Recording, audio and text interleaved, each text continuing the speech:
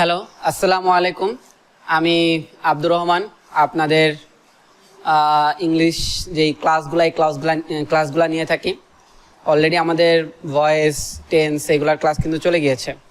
তো আজকে আমরা যেই জিনিসটা শিখবো সেটা হলো ভার্ব। ঠিক আছে, প্রথমত আপনি এই ভার্বগুলো জানতে হবে, কারণ এই ভার্বগুলো না জানলে কম্পিটিটিভ এক্সামগুলোতে সলভ করাটা খুব টাফ হয়ে যায়, বা আপনি টেন্স, ভয়েস, ন্যারেশনও অনেক ডিফিকাল্টিস ফেস করবেন। ঠিক আছে, সো আসেন আমরা আজকে একটু ভার্বটা শিখি। তো প্রথমত আমাদের যদি আমরা বলি, ভার্বটা হলো প্রধানত দুই প্রকারে। আমরা এখানে আপনাদেরকে দেখাচ্ছি ভার্বটা হলো দুই প্রকার। এইখানে একটা হলো আপনার ফাইনাইট ভার্ব, একটা কি ফাইনাইট ভার্ব, আর একটা কি নন ফাইনাইট ভার্ব। একটা ফাইনাইট ভার্ব এবং আর একটা কি নন ফাইনাইট ভার্ব। এবং এই ফাইনাইট ভার্বটা আবার আছে দুই প্রকার। ফাইনাইট ভার্বটা আছে কি দুই প্রকার, একটা হলো প্রিন্সিপাল আর একটা অক্সিলারি। একটা প্রিন্সিপাল ভার্ব আর একটা কি অক্সিলারি ভার্ব। এখন আমাদের এই ফাইনাইট ভার্বের যে প্রিন্সিপাল এবং অক্সিলারি, এইটার উপরেই আমরা একটা আলাদা ক্লাস নিব, পরের ক্লাসটা নিব। আমরা আজকে শুধু ফাইনাইট ভার্ব এবং নন ফাইনাইট ভার্ব চেনাটা শিখবো, কারণ এই জিনিসটাই আমাদের সব থেকে বেশি প্রবলেম। আমরা ফাইনাইট ভার্ব এবং নন ফাইনাইট ভার্ব কি বা এইটা কিভাবে আইডেন্টিফাই করতে হয় এগুলো আমরা জানি না। এবং নন ফাইনাইট ভার্বটা হলো তিন প্রকার। নন ফাইনাইট ভার্বটা কয় প্রকার? তিন প্রকার। একটা হলো ইনফিনিটিভ, যেটাকে আমরা জানি অলরেডি, আমাদের ক্লাস যারা দেখেছেন আমরা অলরেডি দেখিয়েছি অনেকবার, যে ইনফিনিটিভটা হলো 2+V1। এরপরে আছে জেরান্ড, এটা হলো ভার্ব 1+ing, এটাকে আমরা জেরান্ড বলি। আর একটা আছে পার্টিসিপল। পার্টিসিপলটা আবার তিন প্রকার: present participle, past participle, perfect participle. ঠিক আছে, ওইটা আমরা নেক্সট স্লাইডে দেখব। তো সহজ কথায় যদি আমি বলি, ফাইনাইট ভার্ব দুই প্রকার, প্রিন্সিপাল ভার্ব, অক্সিলারি ভার্ব, এটার উপর আলাদা ক্লাস যাবে।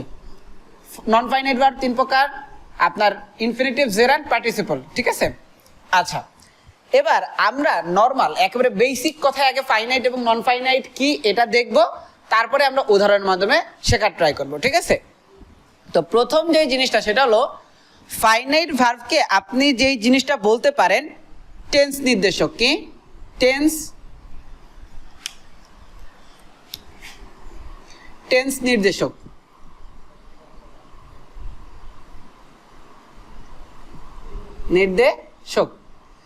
এই টেন্স নির্দেশক কথাটার অর্থ কি? টেন্স নির্দেশক কথাটার অর্থ কি? আমরা কিন্তু যখন একটা সেন্টেন্সকে দেখি তখন কিন্তু ওই সেন্টেন্সের ভার্বটাকে দেখে টেন্সটাকে আইডেন্টিফাই করি। যে আমি যখন একটা নর্মাল একটা V1 দেখতেছি তখন একটা ভার্ব টেন্স, যখন V2 দেখতেছি তখন একটা টেন্স, যখন এর সাথে আইএনজি ভার্বের সাথে এর সাথে ভার্বের সাথে আইএনজি দেখতেছি তখন একটা টেন্স। ঠিক আছে, তো এই যে ফাইনাইট ভার্বটা, এই ফাইনাইট ভার্বটা হলো মূলত টেন্স নির্দেশক। অর্থাৎ আপনি যেই ভার্বটা দেখে আইডেন্টিফাই করেন যে এটা কোন টেন্সে আছে। ঠিক আছে, প্রথমত ফাইনাইট ভার্বটা হলো এইটা, যে টেন্স নির্দেশক। দ্বিতীয় কথা হলো, দেখেন আমরা লিখেছি এখানে যে ভার্বকে উঠিয়ে দিলে সেন্টেন্সের টেন্স পরিবর্তন হয়ে যায়। যে ভার্বটাকে উঠিয়ে আপনার সেন্টেন্সের টেন্স পরিবর্তন হয়ে যায়, অথবা এখানে আরো একটা কথা লিখে রাখতে পারেন, সেটা হলো সেন্টেন্সের টেন্স ঠিক থাকে না। টেন্স ঠিক থাকে না,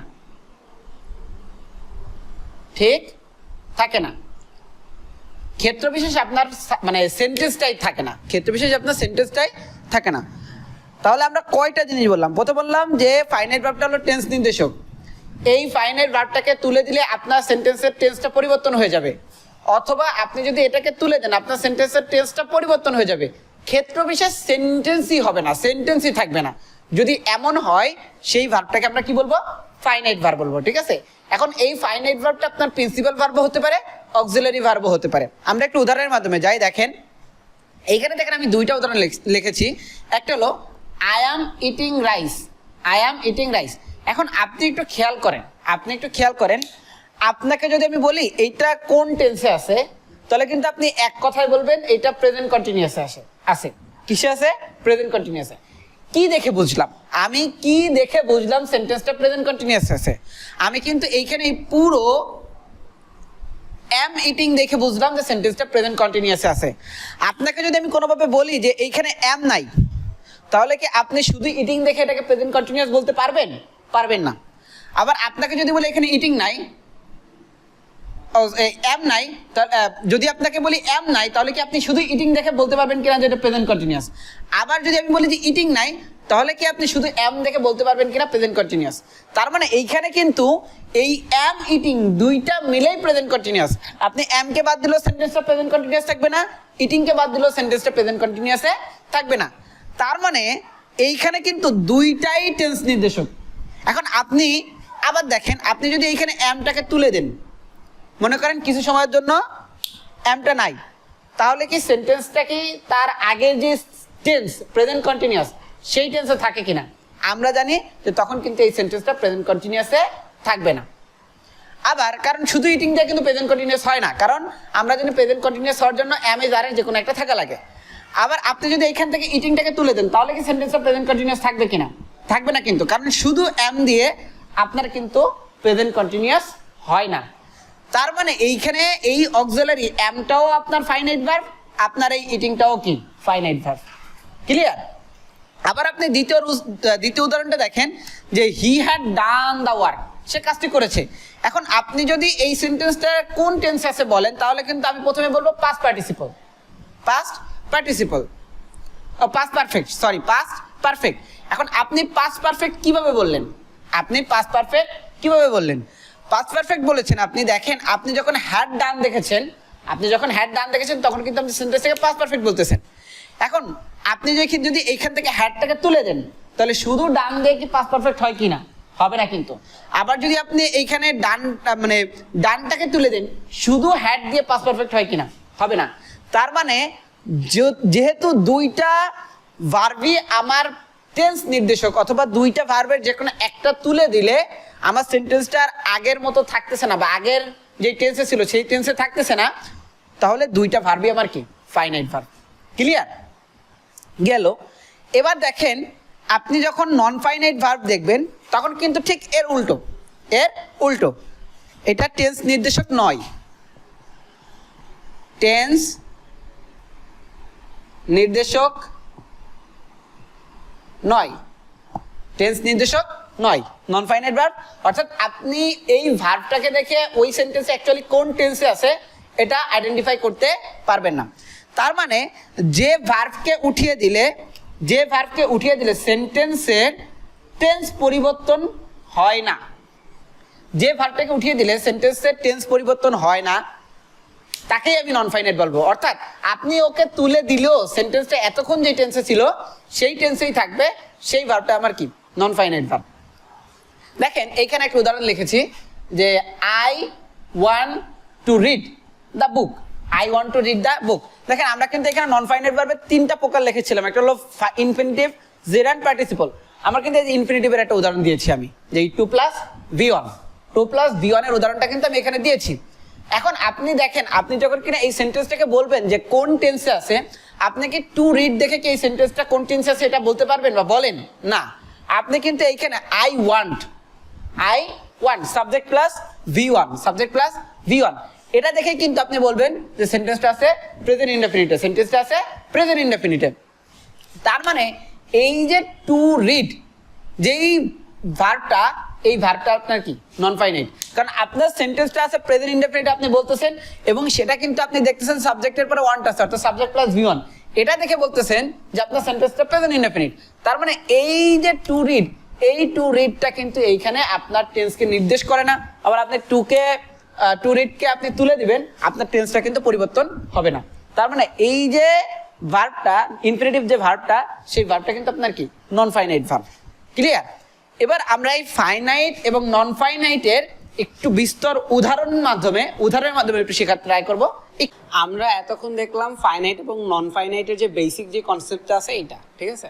বাট আমাদের তো কম্পিটিটিভ এক্সামগুলোতে বা অন্যান্য জায়গায় তো আমাদের খুব অল্প টাইম থাকে, তো আপনার একেবারে সহজে, মানে আপনি এক্সামের বাইরেও আপনি খুব সহজে কিভাবে একটা ফাইনাইট এবং নন ফাইনাইট ভার্বকে আইডেন্টিফাই করবেন সেটা দেখিয়ে দিব, ঠিক আছে। তো সেই ক্ষেত্রে আমাদের প্রথমত মনে রাখতে হবে যে ভার্ব টোটাল 6 প্রকার। এখন এই 6 প্রকারের প্রথমটা হলো আপনার V1।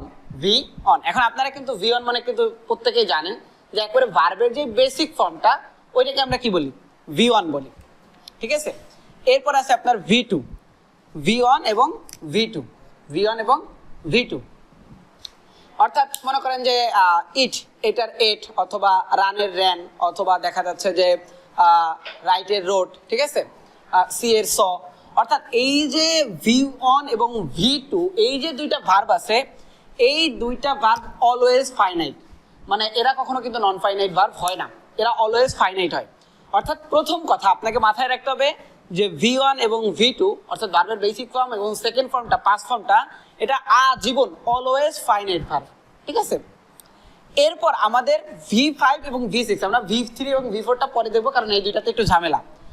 V5 এবং V6, V5টা হলো মূলত 2 প্লাস V1 অর্থাৎ ইনফিনিটিভ, 2 প্লাস V1 অর্থাৎ ইনফিনিটিভটা,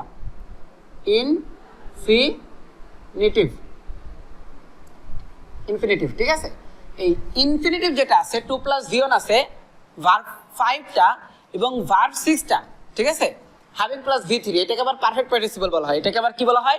পারফেক্ট পার্টিসিপল। অর্থাৎ 2 প্লাস V1 এবং হ্যাভিং প্লাস V3, V5 এবং V6 যেটা আছে যে 2 প্লাস V1 এবং হ্যাভিং প্লাস V3, এই দুইটা আবার এইটার উল্টা, অর্থাৎ এই দুইটা অলওয়েজ নন ফাইনাইট, এই দুইটা অলওয়েজ নন ফাইনাইট। অর্থাৎ V1 এবং V2 অলওয়েজ ফাইনাইট, V5 এবং V6 অর্থাৎ ইনফিনিটিভ 2 প্লাস V1 এবং হ্যাভিং প্লাস V3, V5 এবং V6 এটা আজীবন নন ফাইনাইট, ঠিক আছে। তার মানে এই যে দুইটা, অর্থাৎ আপনি যদি কোনো ভার্বকে এটা আইডেন্টিফাই করতে পারেন যে এটা V1 অথবা V2, অথবা আপনি যদি এটা বোঝেন যে ইনফিনিটিভ V5 এ আছে অথবা V6 এ আছে, হ্যাভিং প্লাস V3 তে আছে, তাহলে আপনি এই V5 এবং V6 কে চোখ বন্ধ করে নন ফাইনাইট বলবেন এবং V1 এবং V2 কে মানে অলওয়েজ চোখ বন্ধ করে ফাইনাইট ভার্ব বলবেন, ঠিক আছে।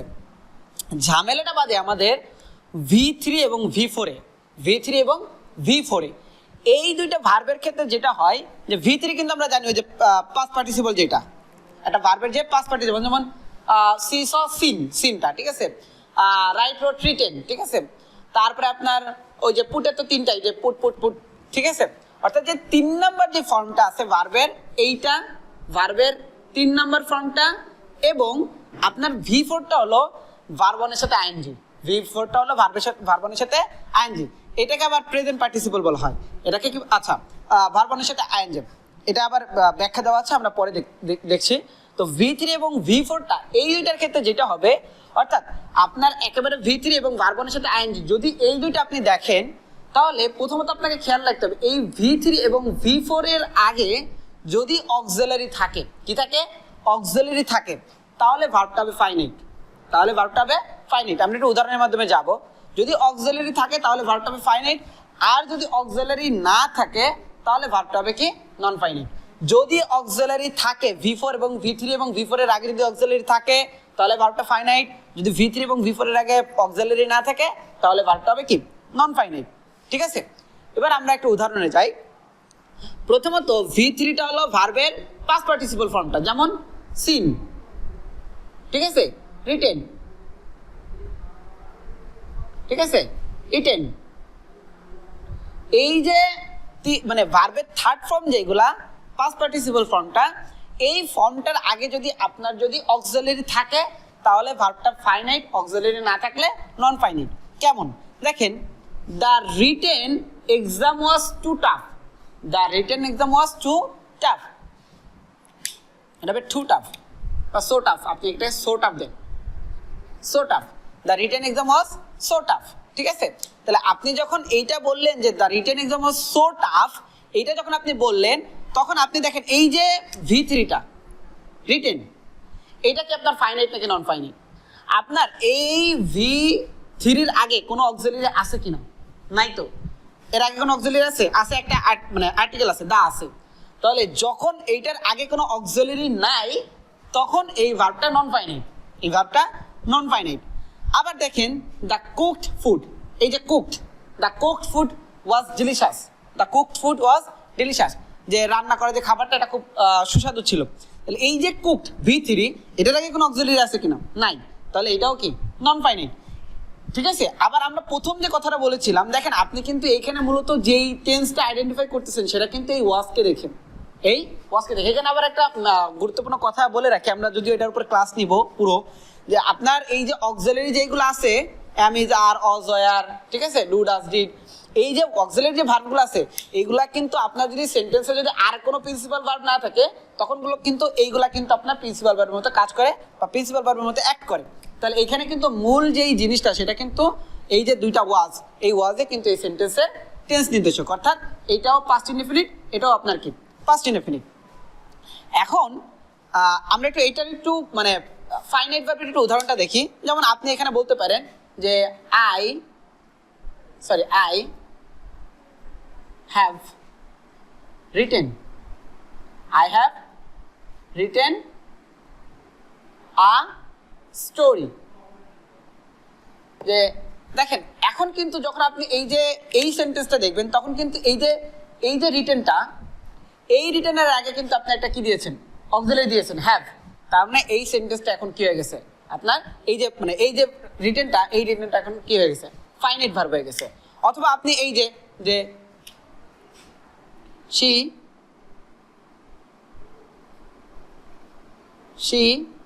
had cooked আপনার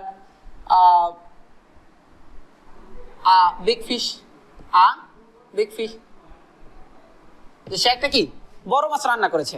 এখন দেখেন আপনি যখন এইখানে বলতেছেন যে হ্যাড কুকড, এখন এই কুকটা কিন্তু এখন কি হয়ে গেছে, ফাইনাইট ভার্ব হয়ে গেছে। এইখানে কিন্তু নন ফাইনাইট ভার্ব ছিল, কেন?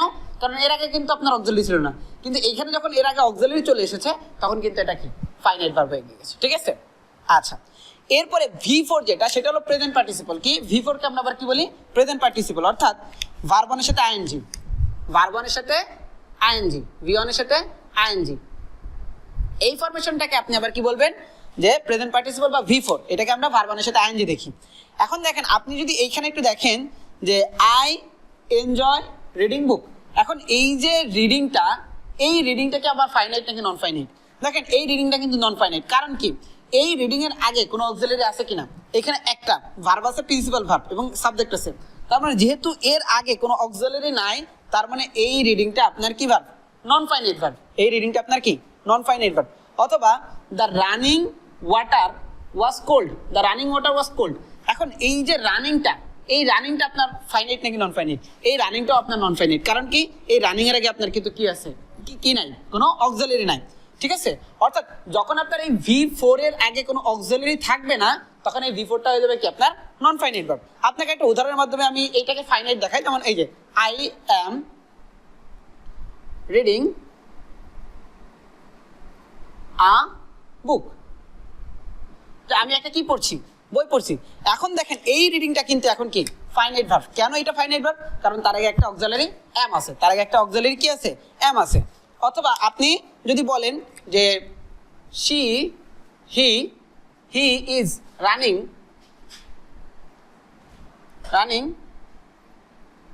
On the road. ঠিক আছে, এইবার দেখেন এই রানিংটা কিন্তু আপনার কি, ফাইনাইট ভার্ব হয়ে গেল। এই রানিংটা আপনার ফাইনাইট ভার্ব হয়ে গেল। কেন ফাইনাইট ভার্ব হলো? তার আগে কিন্তু একটা অক্সিলারি কি আছে, ইজ আছে। তার আগে একটা কি অক্সিলারি ইজ আছে। তার মানে এই যে V3 এবং V4 এর আগে যদি আপনার অক্সিলারি থাকে, তাহলে সেই V3 বা V4টা আপনার ফাইনাইট ভার্ব। যদি তার আগে অক্সিলারি না থাকে, তাহলে এই V3 এবং V4টা নন ফাইনাইট ভার্ব। ঠিক আছে, ও আরেকটা আছে আপনার, যে আমরা অবশ্য এটার উদাহরণটা আমরা শুরুতে একবার দিয়েছি, যে আপনার V5 2 প্লাস V1, সেটা যেমন she likes to ডান্স, যে সে কি করে, ডান্স করতে কি পছন্দ করে। এখন দেখেন এই যে 2 প্লাস যে V1টা, এই 2 প্লাস V1টা কিন্তু অলওয়েজ কি নন ফাইনাইট। ঠিক আছে, অথবা I want to know